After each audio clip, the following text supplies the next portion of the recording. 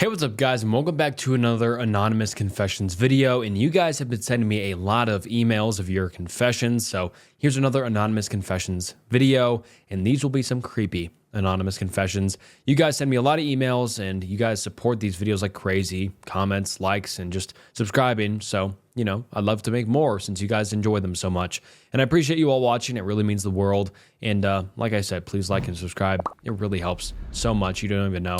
And yeah, I love creating a safe space for you guys. So if you want to send in a confession, send it to the email on screen now. And yeah, I read through them all. And I just include the ones that I kind of can on YouTube, since YouTube guidelines are a little bit iffy sometimes, and you guys have some, you know, sadly disturbing confessions sometimes. So I'm sorry if I can't include them all, but I included a lot of them that I got. And yeah, all right, enough talking. And without further ado, let's get into some creepy anonymous confessions.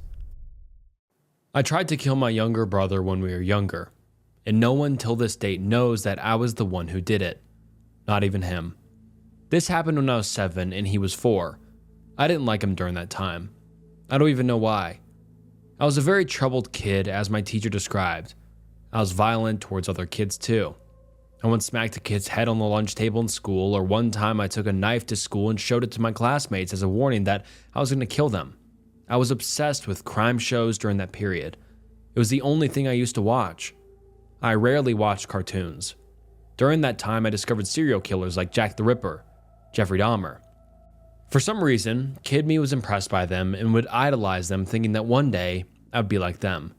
My life at school wasn't that great. I didn't like talking to the other kids, even though they were very welcoming and really nice. I used to pick on other kids for no reason. My teacher would write notes to me asking me to bring my mother to school for some conversation, and I always tried my best to hide them from my mom because I was really scared of disappointing her.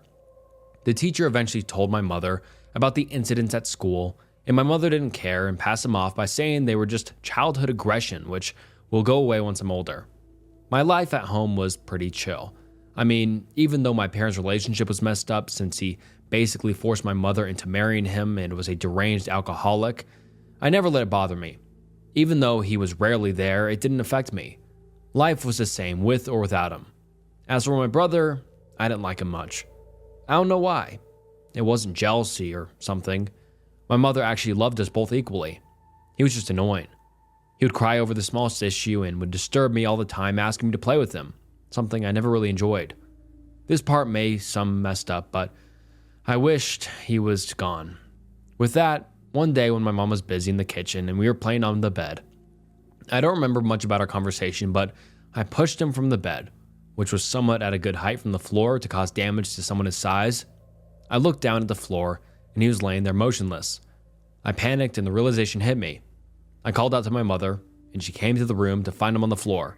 She was screaming and trying to get him to wake up. The reaction was very exaggerated, but it still haunts me to this day when I remember it. She started praying to God to save him, and I felt as if my heart had dropped. I thought I was going to jail. When they took him to the hospital, he didn't remember anything about falling from the bed, and I told everyone that he slipped. Till this day, everyone believes that he slipped from the bed, even him. During that time, people, including my mother, criticized me for not supervising after him carefully. If only they knew. I've become a very non-violent person since then. I never had trouble with other kids, and will be graduating in 2 years from school, one of the top ones in my class. Me and my brother are close now. I love him a lot and can't imagine losing him. I'm still a big crime documentary fan, but now I feel more empathetic towards the victims. Hello, Snook. I've been thinking about submitting this for a little while now. I love your confession videos. I have a couple I must submit, but this is the first one. My mom was murdered last year by a boyfriend. She was only 52 and had just retired the year previously. The trial is in a couple months. It's been rescheduled several times. A few times it's been a week or two from the scheduled trial, and dread doesn't even describe the word I feel when thinking about seeing the killer. The way he killed her was incredibly violent. I don't know all the details because it's all been under investigation, so they haven't told me much. I don't want to learn the details, but I'm going to learn everything whenever the trial happens. Everything I do know absolutely haunts me. I really don't want to learn anything more than I already know. I remember the day when I learned what happened clearly before I got the news. She was a diabetic and had a monitor that would tell us if her blood sugar was low through an app. I woke up to my sister saying her monitor was off and asked me to try and get in touch with her. I did, and she didn't answer. I didn't suspect anything. Sometimes her monitor got disconnected. My work started at noon that day, a Wednesday, so I sent her a message when I was getting ready for work. She didn't respond, and I went to work. A little worried, but still thought everything was fine. No response 2 hours into my shift, and then her best friend calls me and tells me I need to leave work, and she and my sister are coming to pick me up. That was when I knew something was terribly wrong. I left work immediately, fighting back tears, thinking she was in the hospital for either having a seizure or extremely low blood sugar. When they showed up, my sister burst out of the car and said, "He fucking killed her," while crying her eyes out. I wasn't ready for that. I was in shock and get in the car while we drove to her place to pack up her dogs and arrange getting her things. It gets blurry after this point. There were reporters there asking for us to say something, but I couldn't. I'm very proud of my sister and her best friend for being able to say something when I couldn't. The arrangement was the next day, the last time I saw him. More reporters shoving cameras in our faces. I hate reporters. I couldn't look up after seeing him as he entered the courtroom. I don't expect much more than that for the trial. This went on longer than I planned, so I'll cut it here. If this makes it into a video, my heart goes out to anyone who lost a loved one by murderer. Thank you for reading. Anonymous Confessions. Cannibalistic Curiosities. Hello Snook, I'm a big fan of your content and listen to your stuff a lot while drawing. I hope you are well. And I had a question on what things you do for yourself and self-care after digesting all these stories. And I don't do much. I read a lot of these. I read through all of these emails. I don't do a lot for self-care because, I don't know. I just think it's somewhat easy to digest all of these because I feel like I'm doing a good thing, creating a safe space for you all. Definitely sad and definitely can, bring me down a bit, but it just provides a space where other people can maybe relate watching the video, and I think it does a lot of good. So it makes me feel good. And anyways, on to your confession. To the confession, call it morbid curiosity, maybe feral instincts. I'd like to make it clear, I have no desire to kill, but I do have cannibalistic curiosities. Growing up during my emotional incidents of SH as a troubled teenager, I often wondered how it would taste to cut off a small piece of my own flesh and devour it.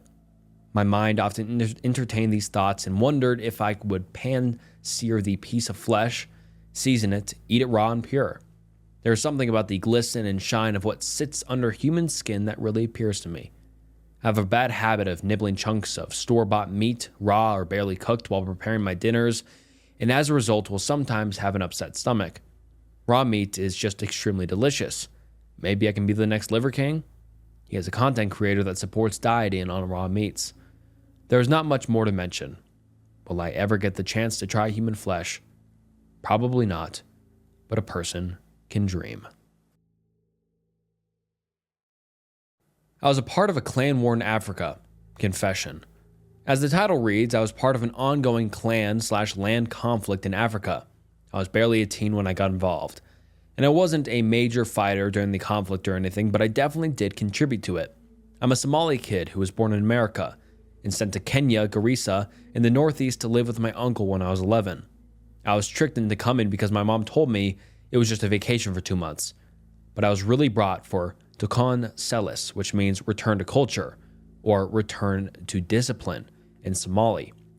This was basically so I could memorize the Quran, the holy book of my religion, island, and also my culture so I wouldn't become too westernized, which is something very common in Somali families.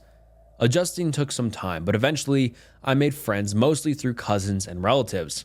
I didn't speak the language very well, and making friends at my dirty school that I despised was hard for me. My relatives/clan were tied to the ongoing conflict, and they had access to a lot of guns. Guns are kind of restricted in Kenya, but you'd be surprised how many rural people own them in the eastern parts of the country. Clan conflicts, land conflicts, and other issues were normal in the region of Garissa I was in. People mostly fought over land disputes and, of course, clans, aka Qabiles in Somali. In my area, it wasn't unusual to hear gunfire at night. Even at school, I remember this one time we started ducking down during class when bullets flew just outside the school compound. I remember crying under my desk, and I don't really remember why. I was the kind of kid who laughed at the sound of gunfire. Maybe it was because everyone else was crying, and I just wanted to fit in. I've mostly forgotten the feelings I felt when that happened, which could explain a lot. Me and one of my cousins were very close, best friend level even. We played around with guns, firing into the air, trees, whenever we could get the chance. We would shoot at anything, for fun. I had a real love for guns, and so did my cousin. The reason I adored my cousin was because he wasn't like the other African kids. He felt like someone American like me. Like we shared the same interests, hobbies, and everything.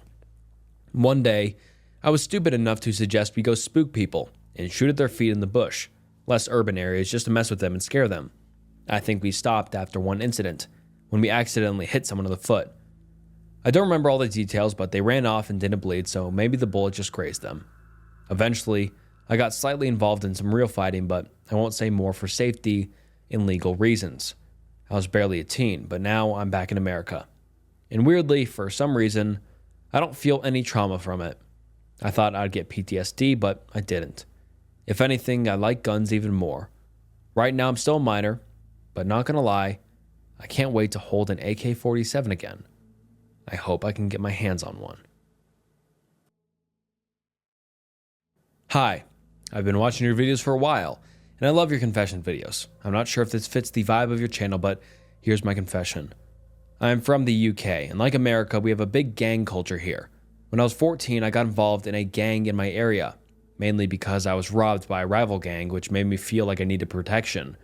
My younger brother never got involved in the gang and always chose to hang out just outside of my gang's area. Instead, he would hang out a couple of towns over. One day, he called me up while he was out and told me he had been robbed by the gang in the town that he usually went to. Obviously, I was raging when he told me, so the next day, me and one of my members of the gang went to the town to get revenge for what happened to my brother. After we got revenge, I was always looking over my shoulder, paranoid that the rival gang would retaliate, so I always kept a knife on me. About a month after the incident, I was walking through town to meet a friend when I saw someone falling behind me with his coat over his head and looking at the ground, so I couldn't see his face. I got paranoid, so I started speeding up my pace, but he kept up. Once the guy got too close to me, I pulled out my knife and in a single motion, sliced the guy's face. The bloke screamed in pain and confusion, looking up at me scared. That's when I realized that he wasn't a part of any gang and was a civilian.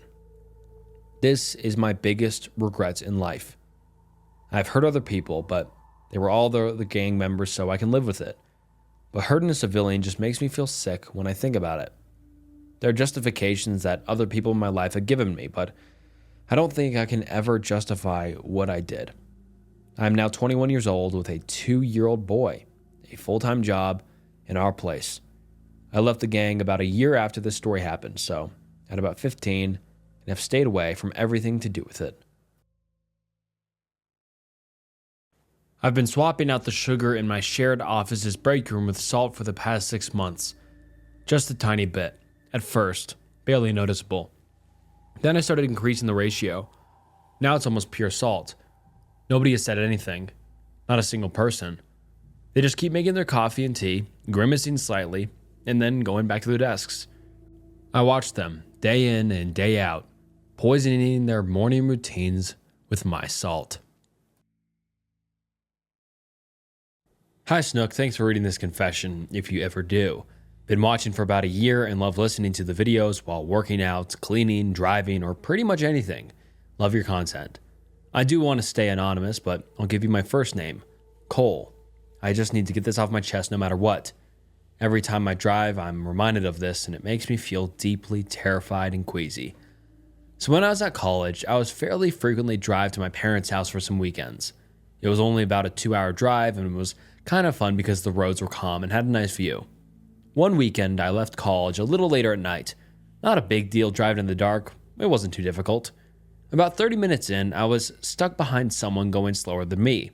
This road was one lane going both ways for visual, and I was looking to pass the guy. It was so dark out, I couldn't see the environment too well, so I couldn't see if there was a hill up ahead and if there was a car out of view. I know about the lane divider lines. When they're dotted, it means it's safe, but this is an older area with older roads that aren't marked properly or just withered down paint. Despite all these things, I decided to attempt to pass him. Looking back at it, every time, it was such a dumb effing move. I wish I didn't, and never even tried to risk it. But being the dumbass, reckless young driver I went anyways. I was in a Honda Civic, so it wasn't a fast car. After trying to pass the guy for a couple seconds, I saw headlights in front of me. No clue how far away. And I'm so thankful for the guy I was passing because they noticed it and slowed down a shit ton for me to get back over. If he hadn't, I probably would have died that day, along with whoever was in that car. Ever since this, I've never attempted to pass anyone ever again. I'm not a reckless driver at all. I drive like a grandma just because of the deep dread that event put in my head. Sorry if there isn't much else to the story and it potentially not being enough. I just needed to tell someone about this. I've never told a soul. Thanks for reading, Snook. Hi Snook, firstly I would like to say how much I appreciate your series and channel, as it seriously saves my working days. Secondly, if you have any comments on what I'm about to say, please feel free to let me know. So when I was younger, about 16 or 17, I ended up with a baby squirrel. I lived out fairly far from the nearest town and could not go to give her to a professional vet. Before people get upset, she had fallen out of a tree just before a huge lightning storm, and she wouldn't go up to the tree to her family no matter how hard we tried. Anyways, I became her mother. I would feed her every time she was hungry. I kept her warm and I helped her keep clean. For 2 months, I had to feed her every few hours and lost sleep. I honestly loved her more than any other pet I've ever had. One day, I had to go help my mother with her business as it was urgent. I had the squirrel out of her cage to play and cuddle and clean her cage out. Well, after my mother called, I had to put everything back and secure the cage fast.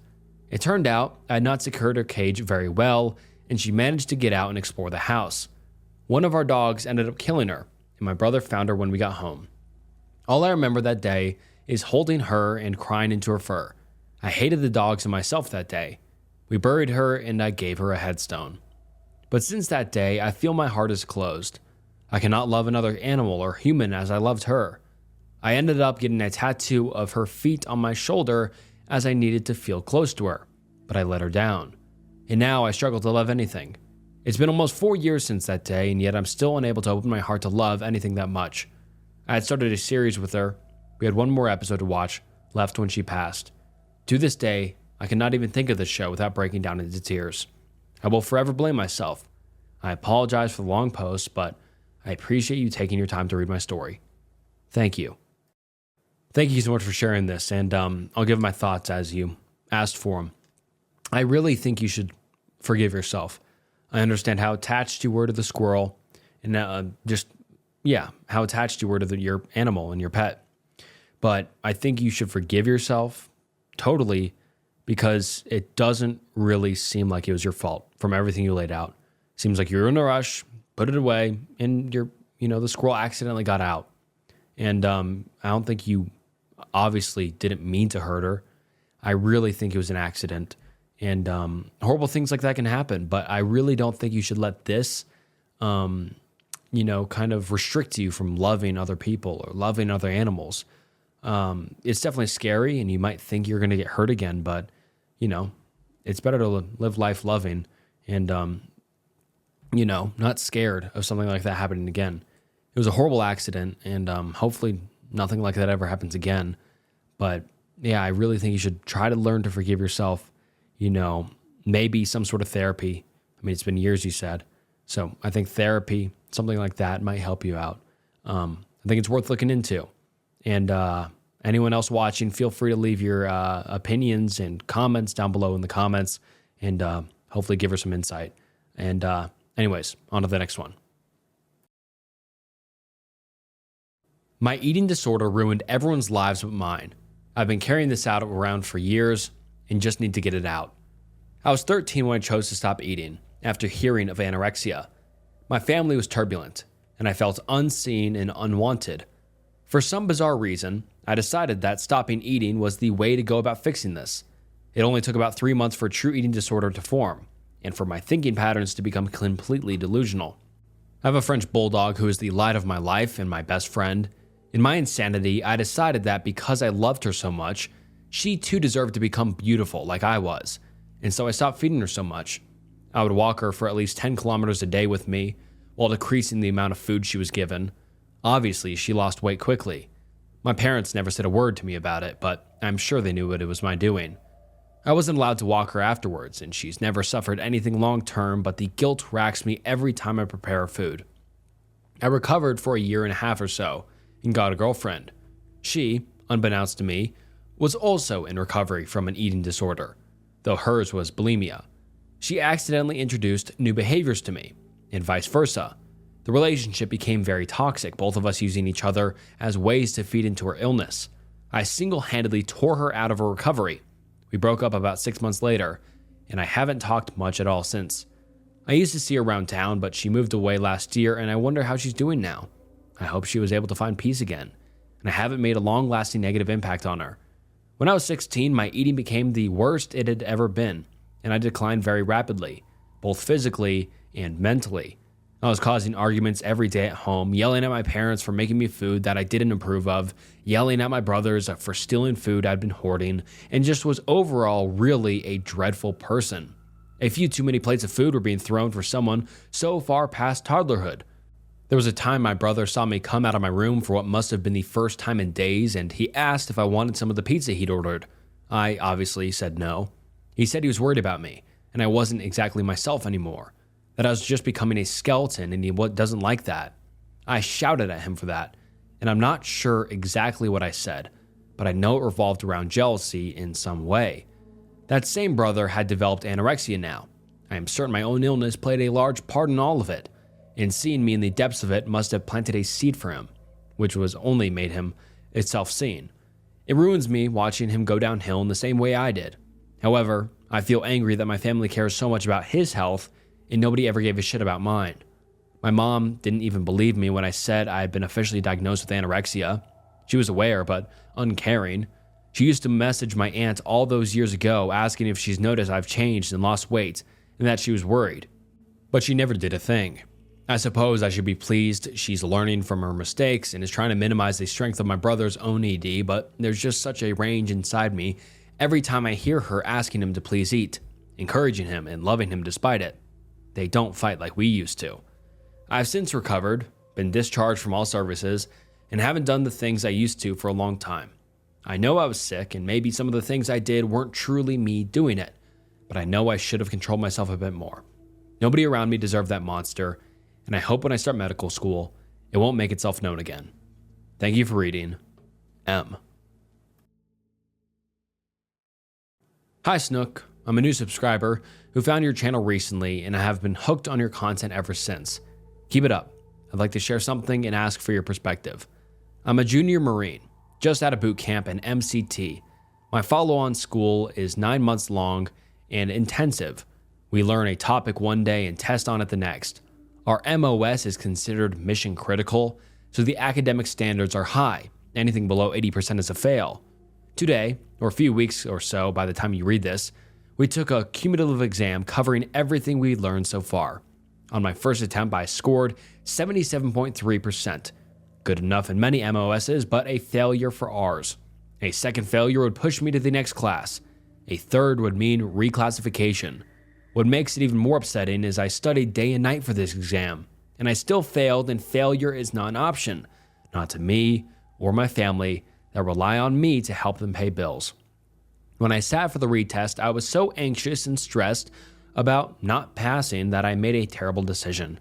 Taking advantage of my laptop's low brightness setting, gets set to minimum brightness to save battery when off the charger, I opened ChatGPT during the exam and used it to look up answers. I passed while many of my friends who relied solely on their own study scored in the mid-70s. I have ADHD, which makes focus and knowledge retention a daily challenge, but that does not excuse what I did. Cheating showed disrespect to my fellow Marines, my chain of command, and the rank I wear, which is LCPL. I will have to live with that choice for the rest of my career. I'm sharing this because I value accountability and would appreciate any advice you or the community can offer on owning this mistake and moving forward with integrity. Hey man, first of all, thanks for your honesty and for your service. Thanks for sending this in. thanks for sending this in, like I just said, but you didn't write this in to justify what happened. I sure hope not. And you owned it. Here's what I would have to say. What you did was wrong. Yeah, but one mistake doesn't define your entire integrity. What does define it is what you choose to do next. And you're already asking the right questions. How do I move forward? How do I make sure to never do that again? And it sounds like it's very hard environment, 80% passing, ADHD. Hopefully, I don't know the Marines at all. If you can get accommodation of some sort for that, I don't know. I could just be making that up. But yeah, you can't change the past. I don't think you should beat yourself up forever. It's definitely not right to cheat. Can't condone that at all. But like I said, it's what you choose to do next. And I really hope you can maybe in the future just eat the fail if you have to, or study more. I think this is a good learning experience for you. And I'm not sure what else to say. Everyone watching, please, give some feedback. And I'm sure some people might say both sides of the spectrum, that either you should be kicked out or it's fine to cheat. I'm going to take the middle of the road. I'm going to say you can't change the past, but please, use this as a learning lesson. And being kicked out of the Marines is a lot worse than, failing. I'm not sure. I don't know all the ins and outs, but thank you so much for sharing. I hope this little, rant helps you out a little bit. And thank you, and good luck with the rest of your academy in the Marines. Godspeed. Hi, Snook. Love the channel and hoping to keep this anonymous. Trigger warning for animal death. So when I was a sophomore in high school, I worked at a golf course part-time. I was a cart kid, so I would just manage the golf carts for people, nothing too special. There was a mama duck who lived right next to the cart garage. I called her Patty. Well, she laid eggs one year. Whenever she left, I would look at them. There were 8. One day after school, I went to work and heard peeping. Her eggs hatched. I walked over to her, and she got really spooked and flew off. I peeked over to where the eggs were and saw 8 little chicks. I was so happy and proud of her. I considered this duck my friend for the past 2 years I worked there, and it was so cool that she had babies who would no doubt live in one of the many ponds at this golf course. I have no idea what came over me, but I decided I wanted one. Maybe you know where this is going. I'm sick to my stomach just thinking about it. I held it in my hand. He peeped loudly for his mother, who didn't come back. Then I thought if I took one, I should take 2 so they wouldn't be lonely. Here I am with 2 baby wild ducks thinking I could raise them. How ignorant I was. I put them in a popcorn basket. The golf course gave out free popcorn for golfers, so by the end of my shift, I would have a stack of empty popcorn baskets. I walked home with them, and when I got home, my mom and stepdad were not happy, but they accepted it. I told them that their mom abandoned them, and not that I straight up stole them. I found an empty storage box, put a towel in it with some grass, a bowl of water, and a lamp. Not even a heat lamp, just a lamp. I played with them that day and named them Teriyaki and Nugget. My mom was even somewhat fond of them by the end of the day. Well, at night they wouldn't stop peeping, and I couldn't sleep undoubtedly because they were cold. I thought if I held them, they would feel better and warm up, so I did. They settled into the nook of my arm and quieted down. Before I knew it, I woke up in the middle of the night. I immediately knew I messed up. I got up and saw one of them stiff and squished flat on my bed. I immediately freaked out and began searching for the other. I flipped over a pillow next to me, and there it was, squished, stiff, and contorted. At first, I thought going to put them back in their box and make it look like they just died, but I was hysterical. I ran up to my mom and stepdad's room screaming that I was a monster and that I had murdered my babies. My mom did her best to console me and told me they would have died anyway since they were rejected from the nest, even though they were perfectly healthy and I had stolen them. I cried for weeks. I always imagined the beautiful ducks that they could have grown into had I not been selfish and considered their needs, and that they were wild animals and not pets/toys. The only person who knows that I smothered 2 baby ducks are my mom and my now ex-stepfather. This was over 10 years ago, and I still feel so guilty. I've since raised multiple pets/animals, including my cat, who I raised in 6 weeks, and chickens who I've raised from less than a week. My mom says my chickens made up for those ducks, but if she knew the whole story, I don't think she'd say that. I think I learned from this, but we'll never live it down. We buried them the next day under a pine tree in our backyard. And poor Patty, her babies were stolen from her and murdered. Not out of spite, but of neglect and stupidity. I hope I can be forgiven. I still think about them nearly every day and how I destroyed their chance at life. Often when I look at my chickens, I get flashbacks to that horrible moment I woke up in the middle of the night to two stiff baby birds under me. Never will I again, or have I since gotten a pet or animal without considering their needs. I'm partially at fault for my best friend's death. Hey Snook, I've been a long-time fan of the channel since 50k subs. I like to remain anonymous, but excuse me for any mistakes. So, I made a lifelong, or so I thought, best friend in 2020. We spent every day together playing and hanging out. Let's call him M. We met through my church and we spent every waking moment together. We were inseparable. And one day, October 22nd, 2021, me, him, and his younger brother and sister were at our pastor's house. Now I was on a hill since his dad was helping fix something. He and his siblings were in their dad's truck and suddenly it started to roll down the hill and both of the doors were open, flinging him and his younger sister out of the cabin. He dove after her, tackling her into the nearby ditch before he landed right behind the rear wheel, in which it rolled over his ribcage. We all rushed over and both his siblings were fine, but one of his ribs was sticking out and he was covered in blood. He got rushed to the hospital and he sadly passed away 4 hours later to lung punctures. I never got to see him after that, and afterwards the family fell apart and everyone used his death for attention even though he was my only friend and I was his. The same reason I feel at fault is because it should have been me in that truck, not him. Thank you for reading my confession, and I wish anyone who is listening a good day. I think I was the last person to see my neighbor alive. Confession.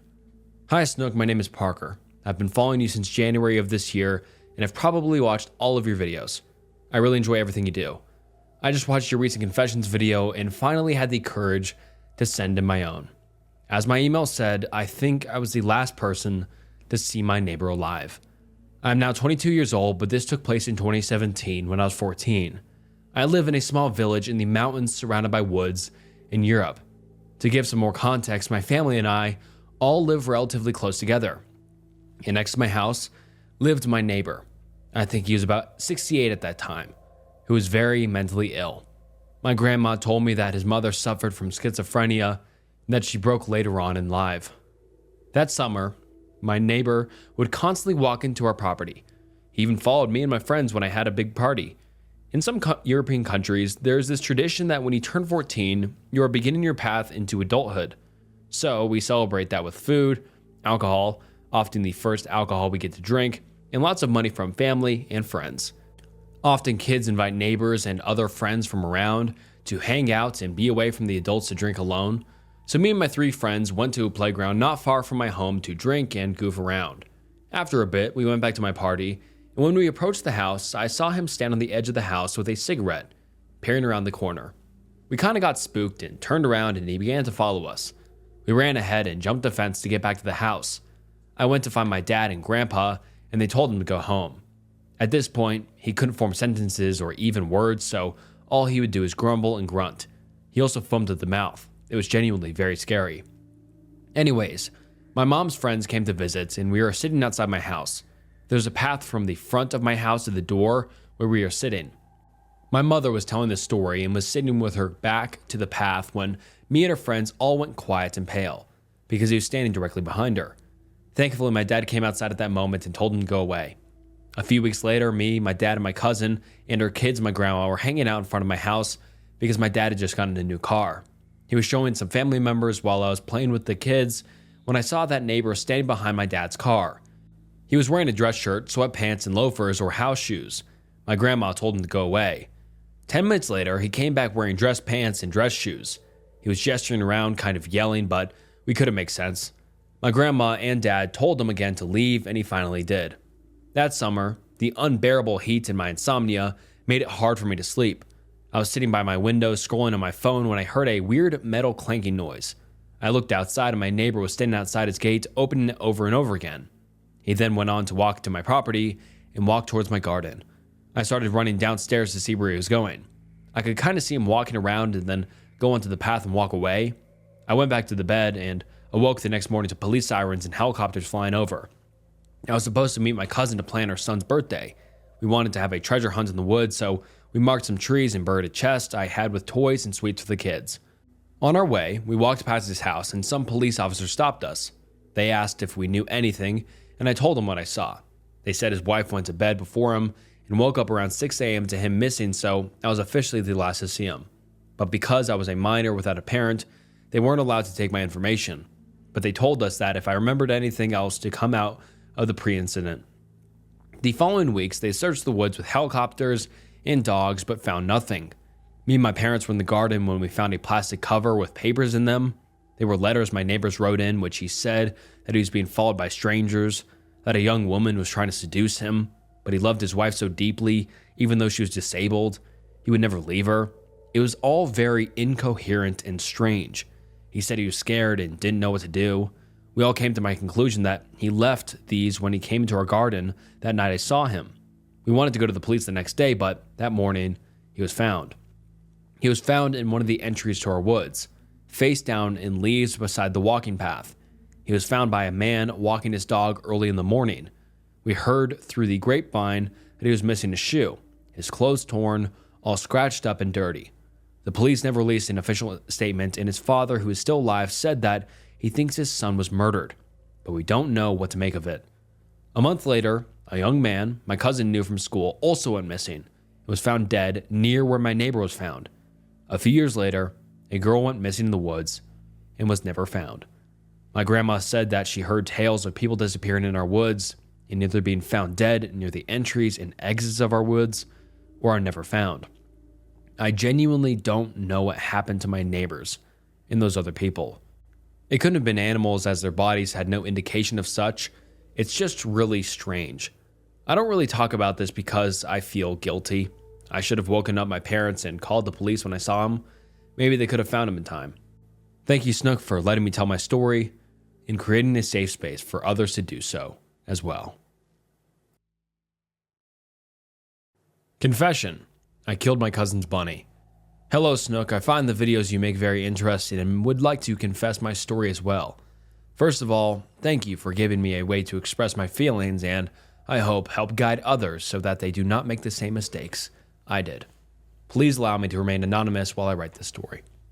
My cousin, A, who is female, got herself a boyfriend, M, who is male. He got her a bunny as a present at some point, and it was the cutest thing in the world. His name was Zeus. He was completely white with black patches around both his eyes, and his ears, and half a snout. I would go up to my cousin's balcony and spend ridiculous amounts of time just petting and playing with Zeus. Zeus lived in a very contained cage, originally meant for hamsters and such, so he was not able to grow properly and was relatively small for the first 3 years of his life. Then my cousin and her boyfriend moved out of the country, and since I was quite attending to Zeus, they gave him to me to care for. For the first time, he was able to roam freely around a house. And with my then closed-minded parents not realizing that he can have accidents while roaming, he would pat his head and lightly hit him whenever he made a mess. It didn't make a difference at all.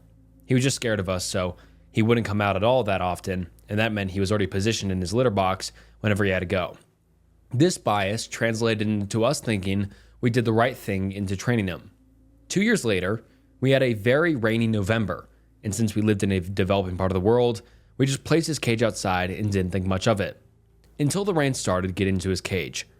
I still tried feeding him and giving him water while Zeus was a very sensitive animal and couldn't even properly groom himself at that point. The next day, I saw the real damage of what had been done. His cage had 1 inch of fluids inside it. Some rainwater, some of his urine and feces. His legs were losing their fur because of their exposure to the fluid. He was extremely tired and barely responsive due to the exhaustion because he wouldn't have been able to sit or lay down to sleep for almost 24 hours. And there's a good chance he also drank some of the fluid. We couldn't get in touch with any of the vets in the area, and we had to take matters into our own hands.